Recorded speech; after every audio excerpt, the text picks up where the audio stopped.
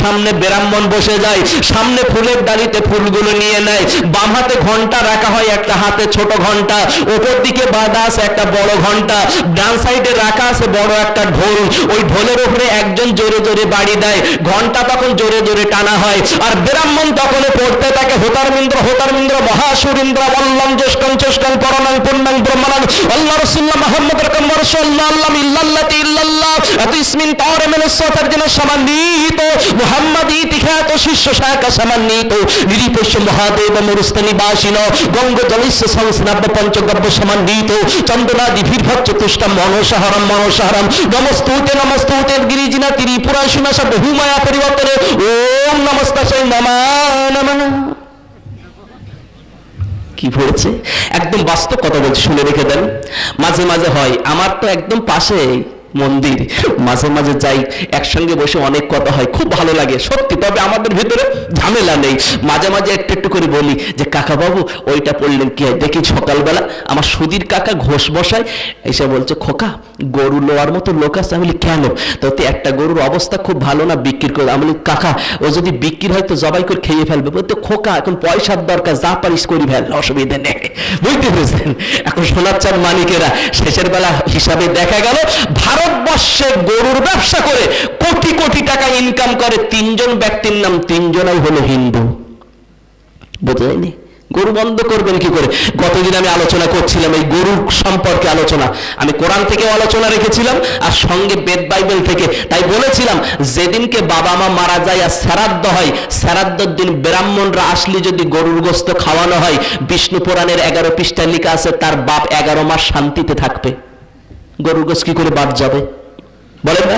যেদিনকে পইতে নেওয়া হয় গরুর গোস্ত খালি লোক দেখতে পাবে বলে আটা দিয়ে খামির দিয়ে গরু তৈরি করা হয়, তাতে 3 বার কামড়ে মারা হয়। মনে কি হলো বাবা? বলতে গরু খেয়েছে। তার মানে কি পইতে নিতে গেলে আস্ত গরু জবাই করে খাওয়াতে হয়, না হলে পইতে নেওয়া যাবে না। বুঝে গেছেন? শুনে রেখে দেন আমার শোনার চাঁদ মানিকেরা, রাগ করছেন না তো? খারাপ পাচ্ছেন না আমার শোনা? এখন আমি সময় দেখে আলোচনা শেষ করব।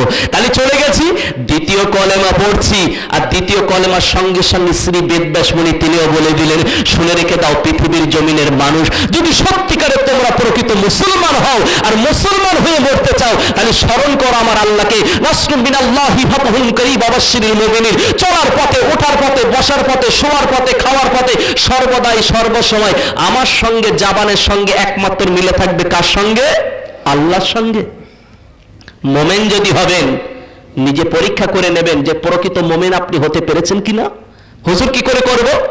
যে মানুষটা হোঁচট খেয়ে পড়ে যায়, হঠাৎ করে পড়ে গেলে জাবান থেকে একটা কথা বার হয়, উ করুক, আ করুক, বাবা করুক, মা করুক, ইন্নালিল্লাহ করুক, আল্লাহু আকবার করুক, সেই কথাটা কিন্তু তার নিজের বলা কথা না, এটা ভিতর থেকে কল থেকে বার হয়ে যায়, ঠিক না? তাহলে আপনি যখন হঠাৎ করে ভয় খাবেন কিংবা পড়ে যাবেন, আপনার জবান থেকে যদি আল্লাহু আকবার, ইন্নালিল্লাহ এই কথাটা বার হয়ে যায়, তাহলে আপনি ভেবে নেবেন মুমিনের জায়গায় আছেন। আর যদি মনে করেন পড়ে যাওয়ার সাথে সাথে ওরে বাবা বলে উঠেছেন, তাহলে মরণের সময় কিন্তু ওরে বাবা দিয়ে মরণ হবে। বুঝবেন না? এটা আপনি নিজে পরীক্ষা করে নেন আমার ভাইরা। তাহলে এখন এসেছি কোন জায়গায় যাচ্ছি? হোতার মিন্দ্র, হোতার মিন্দ্র মহাসুরিন্দ্রা। এখানে প্রথম কলেমার সঙ্গে মিল হয়ে যাচ্ছে। এবার দেখেন সেখানে আবার সম্মান দিচ্ছে অল্লং জ্যেষ্ঠং। আল্লাহ হলো বড়, কথাটা ঠিক না ভুল? অল্লং স্রষ্টাং, তিনি হলো একমাত্র স্রষ্টা। পরণং পুণ্যাং ব্রহ্মাণাং, তামাম পৃথিবী, ওরা বলেছে ব্রহ্ম, আমরা বলেছি তামাম পৃথিবী, তামাম দুনিয়ার একমাত্র সৃষ্টিকর্তার মালিক হলো তিনি। পরণং পুণ্যাং ব্রহ্মাণাং আল্লাহ রাসূলুল্লাহ মুহাম্মদ রাকাং, আল্লাহ রাসূল হলো মুহাম্মদ, তিনি হলো প্রেরিত পুরুষ। মুহাম্মদ রাকাং বর্ষ আল্লাহ আল্লাম ইল্লাল্লাতি ইল্লাল্লাহ আদাল্লাহ বকুমে কম, আল্লাহ বকুম নিখত কম, তিনি হবেন আখিরি পয়গম্বর, তারপরে আর কোন নবী পৃথিবীতে আসবে না। এ সোনার চাঁদ মানিকেরা, ভাইরা, বাবাজিরা, এতক্ষণ পর্যন্ত আমি আলোচনা করলাম, এই আলোচনাটা আপনাদেরকে বোঝাতে পারলাম? পেরেছি? আমি মুসলমানের অনেকটা সংজ্ঞা আছে, তার ভিতরে ছোট্ট করে দুটো জিনিস পয়েন্ট তুলে এনে করেছি। আর একটা সংজ্ঞা দিই, সর্বপ্রথম মুসলমান হতে গেলে আপনাকে চেনা যাবে আপনার নামটা দেখে। কি ঠিক বলি নাই?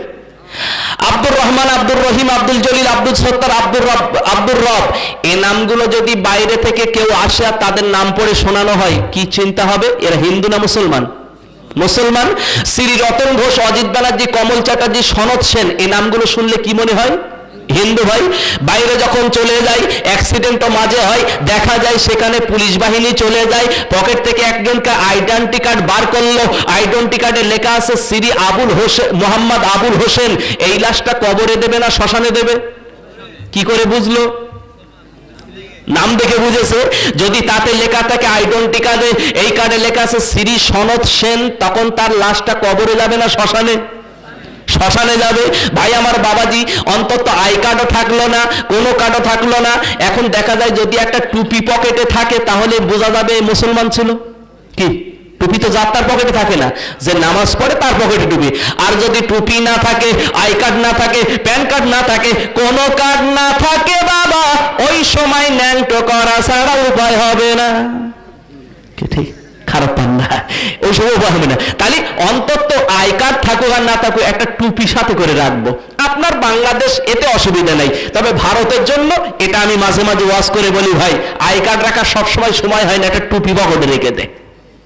আরো মাঝে মাঝে অনেকে সবক দেয়, ভাই তোর নামাজ পড়তে হবে না, তবে যখন চলবি তুই মাথায় টুপি দিয়ে বেড়াবি।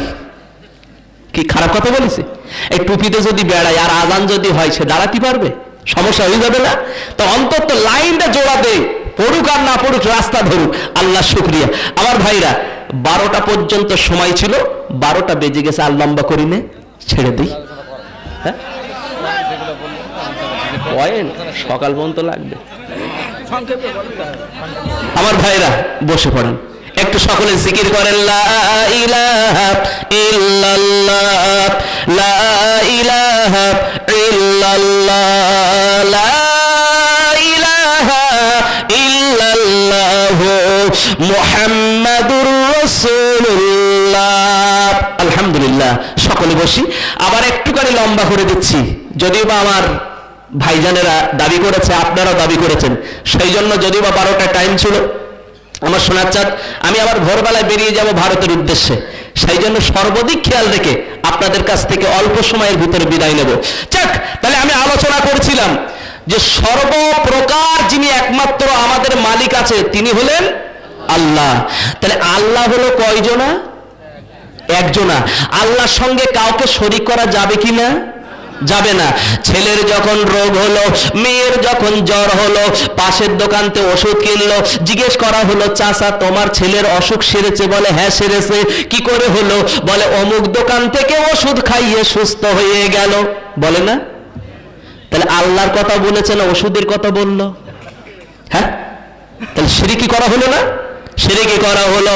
এ ভাইজান বাবাজি আমার, ভারতে একটা উদাহরণ দিয়েছিলাম, আমি বাইরে যাই, সফরকালে চলে যাই, কিংবা কোনো ভাই যখন বাইরে চলে যায়, বিবি বাড়িতে রইল, বাইরে চলে গেল, এমন সময় বলল বিবি 16 তারিখে বাড়ি আসবো। বিবি মনে করলো 16 তারিখ, এখন 1 সপ্তাহ সময়, কিন্তু দেখা যায় হঠাৎ করে ভাই বাড়ি এসেছে। ওই দিনটা কিন্তু 16 তারিখ না, 14 তারিখের রাত ছিল।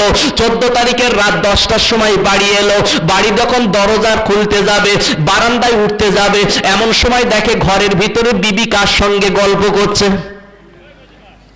ভারতের একটা ওয়াজ শোনেন, বিবি কার সঙ্গে গল্প করছে। স্বামী যদি শোনে কারোর সঙ্গে বসে বসে দরজা দিয়ে গল্প করছে, মনে সন্দেহ হবে না? অবশ্যই হবে। মনে সন্দেহ হলো, এমন সময় দরজার কাছে গেল, দেখলো দরজা জানালা আটকা ছিল, কিন্তু কপাল খারাপ, একটা কাঠরা পোকা কাঠ কেটে একটা দরজায় ফাঁকা করে ফেলেছে।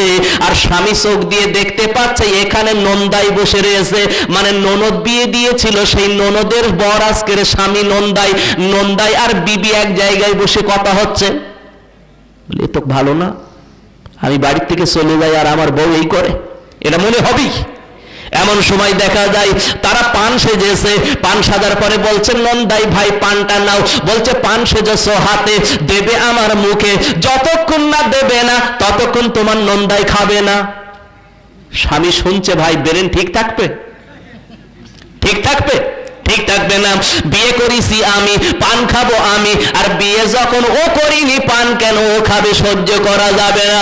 এ সোনার চাঁদ মানিকেরা, ভাইরা, বাবাজিরা আমার, এখনো আমার আল্লাহ যিনি আমার সৃষ্টিকর্তা, একমাত্র সেজদা দেব তার দরবারে। যিনি আমার মালিক, সেজদা দেব তার দরবারে। যিনি আমার মাওলা, সেজদা দেব তার দরবারে। পৃথিবীর জমিনে কাউকে মাওলা বলে মানব না, কোনো প্রতিমা সামনে রাখবো না, কোনো প্রতিমাকে পূজা দেব না, তাকে সামনে রেখে কোনোদিন মালিক বলে মানব না।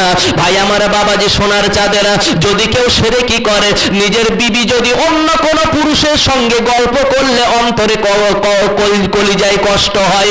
আমার আল্লাহর বান্দা যদি কাউকে শিরকি করে, আল্লাহর সঙ্গে শিরকি করে, আমার আল্লাহর তার থেকে বেশি কষ্ট হয়। হয় না? বেশি কষ্ট হয়। আমি দেখেছি অনেক মাজারে, আমি উত্তর ভারত তথা বিভিন্ন জায়গায় অলিদের মাজারে আমি গেছি, আমি খাজা হুজুরের দরবারেও গেছি।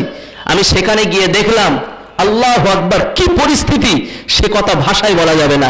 পাকিস্তান থেকে মানুষ আসছে একই রকম, বিভিন্ন এমপি এমএলএ আসছে সেই একই রকম, আর সাধারণ মানুষ একই রকম। আর আপনার বাংলাদেশের কিছু ভক্ত আছে, তারা দেখি চাদরের তলাতে পুরো মাথা কোথায় দিচ্ছে আল্লাহ জানে। খোদার কসম করে বলছি, শুনে রেখে দেন, আপনার সাতক্ষীরা ডিস্ট্রিক্টের একজন ভালো মুফতি মাওলানা হাফেজ, তিনি বেশ কিছুদিন আগে গেছিলেন, আমার একটা বন্ধু ছিল, ঠিক একই রকম দেখতে পেলাম সেই মাজারের ভিতরে তিনি মাথা দিয়ে আছে এবং সেজদা দিয়েছে। জিজ্ঞেস করছে, কি সেজদা দিলেন ভাই, আপনি এত জ্ঞানী মানুষ? বলল, এটা হলো সম্মানীয় সেজদা। নাউজুবিল্লাহ। আমি আশ্চর্য হয়ে যাই, এ কি সর্বনাশ। সাতক্ষীরায় একটা বাড়িতে মাহফিল করলাম, একটা ঘরের ভিতরে যেতে দেয় না। আমি বলি, কি ব্যাপার? ঘরের ভিতর গিয়ে দেখি এই খাজা হুজুরের রওজার মতন একটা কবর করে রেখেছে, বলে কোন হুজুরের রওজা। নাউজুবিল্লাহ, আস্তাগফিরুল্লাহ।